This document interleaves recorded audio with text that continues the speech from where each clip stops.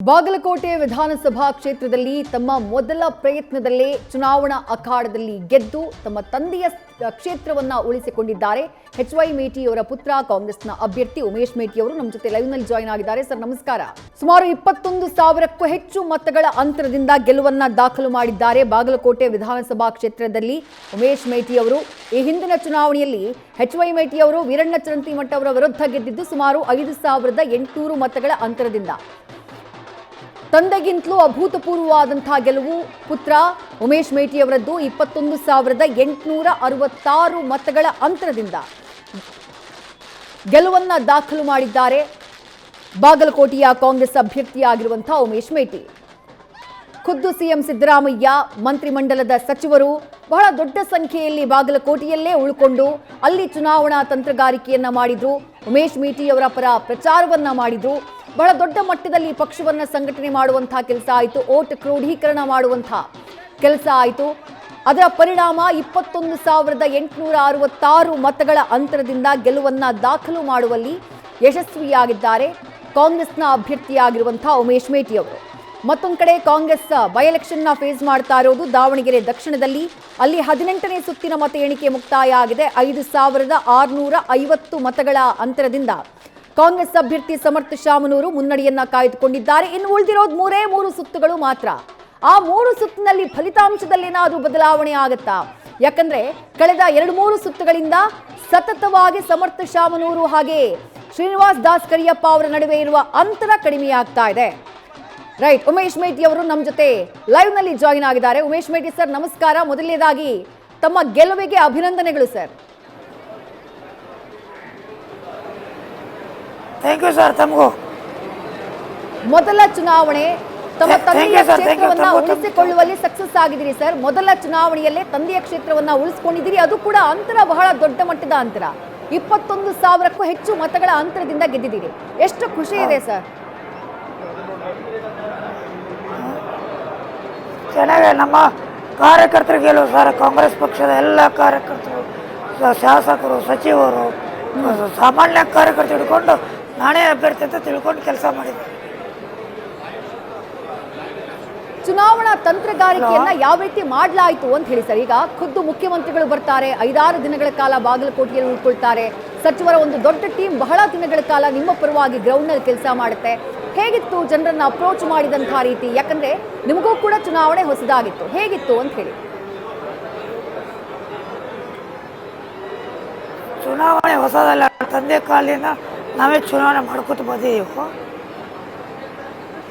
Hello ಹೇಳಿ sir ಹೇಳಿ. Hello, ಚುನಾವಣೆ ಹೊಸದಲ್ಲ ನಮಗೆ. ನಮ್ಮ ತಂದೆ ಕಾಲಿನ ಚುನಾವಣೆ ಮಾಡ್ಕೊತ ಬಂದಿದ್ದೀವಿ. ನಮ್ಮ ತಂದೆ ಇಲ್ಲ ಚುನಾವಣೆ ಮಾಡೋದು ಒಂದೇ ನಮಗೆ ತೊಂದರೆ ಆಗಿದ್ದು.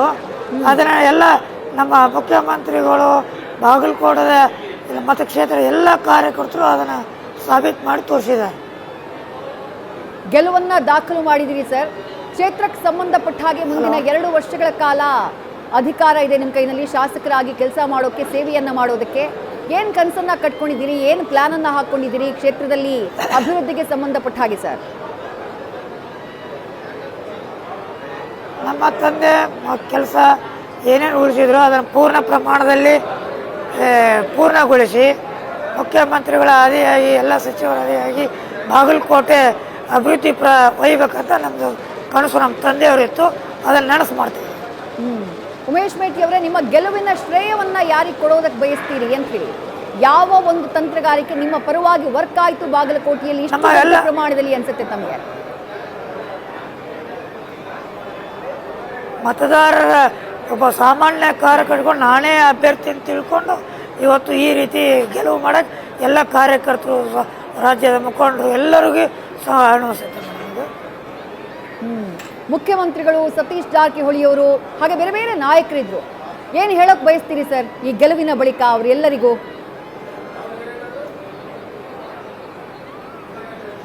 ಸತೀಶ್ ಜಾರಕಿಹೊಳಿ ಟೀಮು ಇಲ್ಲೇ ಕೂತು ಕೆಲಸ ಮಾಡಿ ಏನು ಮಾಡಬೇಕು ಎಲ್ಲ ಸರ್ವೆ ಮಾಡಿ ಎಲ್ಲ ಮಾಡಿದ್ದು ಸತೀಶ್ ಜಾರಕಿಹೊಳಿ ಟೀಮು. ಅದರ ಪ್ರಕಾರ ಎಲ್ಲರೂ ನಡ್ಕೊಂಡು. ಉಮೇಶ್ ಮೇಟಿ ಸರ್, ಇಷ್ಟು ಮತಗಳ ಅಂತರದ ಗೆಲುವು ತಾವು ನಿರೀಕ್ಷೆ ಮಾಡಿದ್ರಾ? ನಿರೀಕ್ಷಿಸಿದ್ದೆವು. ನಮ್ಮ ತಂದೆಯವರ ಅಭಿವೃದ್ಧಿ ಕೆಲಸ ಮತ್ತು ಸರ್ಕಾರದ ಪ್ರಣಾಳಿಕೆ ಇಷ್ಟು ದೊಡ್ಡ ಮಟ್ಟದ ಗೆಲುವುಗಳಿಗೆ ನಿರೀಕ್ಷೆ ಮಾಡಿದ್ದೆವು. ಕಳೆದ ಬಾರಿಯ ಚುನಾವಣೆಯಲ್ಲಿ ವೀರಣ್ಣ ಚರಂತಿಮಠ ಹಾಗೆ ತಮ್ಮ ತಂದೆ HY ಮೇಟಿ ಅವರ ನಡುವೆ ಇದ್ದಂಥ ಅಂತರ ಸುಮಾರು 5,800 ಮತಗಳು. ಆದರೆ ತಾವು ತಂದೆಯ ಒಂದು ದಾಖಲೆಯನ್ನು ಅಥವಾ ತಂದೆಗಿಂತಲೂ ದೊಡ್ಡ ಮಟ್ಟದಲ್ಲಿ ಗೆಲುವನ್ನು ದಾಖಲು ಮಾಡಿದಿರಿ. 21,000ಕ್ಕೂ ಹೆಚ್ಚಿನ ಅಂತರದಿಂದ ಗೆಲುವನ್ನು ದಾಖಲು ಮಾಡಿದಿರಿ. ಎಷ್ಟು ಖುಷಿ ಇದೆ ಅಂತ ಹೇಳಿ ಸರ್. ಖುಷಿ ಪಡ್ಬೇಕು ದುಃಖ ಪಡ್ಬೇಕು ಗೊತ್ತಾಗ್ತಾ ಇಲ್ಲ. ಇವತ್ತು ನವೆಂಬರ್ 4 ನಮ್ಮ ತಂದೆ ತೀರ್ಕೊಂಡ ದಿವಸ. ಇವತ್ತು ಮೇ 4 ನಮ್ಮ ತಂದೆ ದಿವಸನೇ 4ನೇ ತಾರೀಕು. ಎಂಥ ಕಾಕತಾಳೀಯ ನೋಡಿ. ನಿಜ ನಿಜ. ಖುಷಿ ಪಡ್ಬೇಕು ದುಃಖ ಪಡ್ಬೇಕು ಎರಡೂ ಗೊತ್ತಾಗ್ತಾ ಇಲ್ಲ. ತಂದೆ ಹೇಳಿಕೊಟ್ಟಂತಹ ಬದುಕಿನ ಯಾವ ಪಾಠವನ್ನ ಈ ಸಂದರ್ಭದಲ್ಲಿ ನೆನಪು ಮಾಡ್ಕೊಳ್ಳೋದಕ್ಕೆ ಇಷ್ಟಪಡ್ತೀರಿ ಸರ್? ಎಷ್ಟು ಖುಷಿಯಾಗಿರ್ತಿದ್ರು ತಂದೆ ಅಕಸ್ಮಾತ್ ಇದ್ದಿದ್ರೆ ಇವತ್ತು? ಪ್ರತಿ ದಿವಸ ನಮ್ಮ ಮನೆಯಲ್ಲಿ ಕಾರ್ಯಕರ್ತರು ಹೇಗೆ ಬರ್ತಾರೋ ಇವು ಹಾಗೆ ಬರ್ತಾರೆ. ನಮ್ಮ ತಂದೆ ಇದ್ದಾಗ ಏನು ಮಾಡ್ತಿದ್ರು ಅದನ್ನೇ ನಾವು ಮಾಡ್ಕೊಂಡು ಹೊಂಟಿದ್ವಿ. ರೈಟ್, ಮತ್ತೊಮ್ಮೆ ಅಭಿನಂದನೆಗಳು ಉಮೇಶ್ ಮೇಟಿ ಅವರೇ, ತಮಗೆ ಚುನಾವಣೆಯನ್ನ ಗೆದ್ದಿದ್ದಕ್ಕೆ. ನಿಮ್ಮ ಮೊದಲ ಚುನಾವಣೆಯಲ್ಲೇ ಗೆಲುವಿನ ಸವಿಯನ್ನ ಸವಿದಿದ್ದೀರಿ. ನಿಮ್ಮ ಕ್ಷೇತ್ರದ ಜನ ನಿಮ್ಗೆ ಆಶೀರ್ವಾದ ಮಾಡಿದ್ದಾರೆ. ತಮ್ಮೆಲ್ಲ ಮಾಧ್ಯಮ ಮಿತ್ರರಿಗೆಲ್ಲ ಸಹಕಾರ ಮಾಡಿದರು. ಎಲ್ಲರೂ ತಮಗೂ ನಮಸ್ಕರಿಸುತ್ತಾ ಥ್ಯಾಂಕ್ ಯು ಉಮೇಶ್ ಮೇಟಿ ಅವರೇ, ನ್ಯೂಸ್ ಪೋಸ್ಟ್ ಜೊತೆ ಮಾತನಾಡಿದ್ದಕ್ಕೆ. ಬಾಗಲಕೋಟೆಯ ವಿಜೇತ ಅಭ್ಯರ್ಥಿ ಕಾಂಗ್ರೆಸ್ನ ಉಮೇಶ್ ಮೇಟಿ ಅವರು ಮಾತನಾಡ್ತಾ ಇದ್ರು. ನೋವು ಸಂತೋಷ ಎರಡೂ ಜೊತೆಗೆ ಆಗ್ತಾ ಇದೆ. ಯಾಕಂದ್ರೆ ನವೆಂಬರ್ 4ನೇ ತಾರೀಕು ತಂದೆಯನ್ನ ಕಳ್ಕೊಂಡ್ವಿ. ಇವತ್ತು ಮೇ 4ನೇ ತಾರೀಕು ರಿಸಲ್ಟ್ ಬಂದಿದೆ. ತಂದೆಯ ನೆನಪು, ತಂದೆ ಹಾಕಿಕೊಟ್ಟಂತಹ ದಾರಿ, ಆ ಮಾರ್ಗದಲ್ಲೇ ನಾನು ಸಾಕ್ತೀನಿ ಅನ್ನುವಂಥ ಮಾತುಗಳನ್ನ ಹೇಳ್ತಾ ಇದ್ರು ಉಮೇಶ್ ಮೇಟಿ ಅವರು.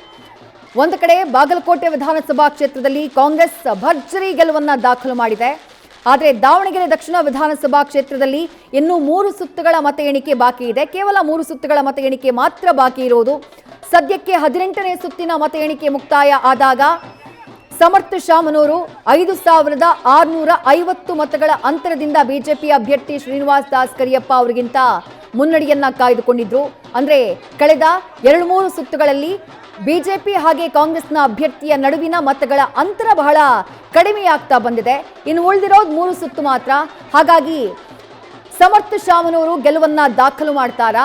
ದಾವಣಗೆರೆ ದಕ್ಷಿಣದಲ್ಲಿ ಎದ್ದಂಥ ಗೊಂದಲ, ಅಲ್ಪಸಂಖ್ಯಾತ ಮತಗಳ ವಿಭಜನೆ, ಅದೆಲ್ಲದರ ಹೊರತಾಗಿಯೂ ನಾಯಕರಿಂದ ಆದಂಥ ಒಳಗೇಟು, ಇದೆಲ್ಲದರ ಹೊರತಾಗಿಯೂ ಕಾಂಗ್ರೆಸ್ ಗೆಲ್ಲುವಲ್ಲಿ ಯಶಸ್ವಿಯಾಗುತ್ತಾ? ಇನ್ನೇನು ಕೆಲವೇ ಕ್ಷಣದಲ್ಲಿ ಗೊತ್ತಾಗುತ್ತೆ. ಯಾಕಂದ್ರೆ ಬಾಕಿ ಉಳಿದಿರೋದು ಕೇವಲ 3 ಸುತ್ತುಗಳು ಮಾತ್ರ. ಸದ್ಯಕ್ಕಂತೂ ಕಾಂಗ್ರೆಸ್ ಮುನ್ನಡೆಯನ್ನ ಕಾಯ್ದುಕೊಳ್ಳುವಲ್ಲಿ ಸಕ್ಸಸ್ ಆಗಿದೆ. ನ್ಯೂಸ್ ಫಸ್ಟ್ ನಿರ್ಭೀತಿಯಿಂದ ನಿಮ್ಮ ಪರವಾಗಿ.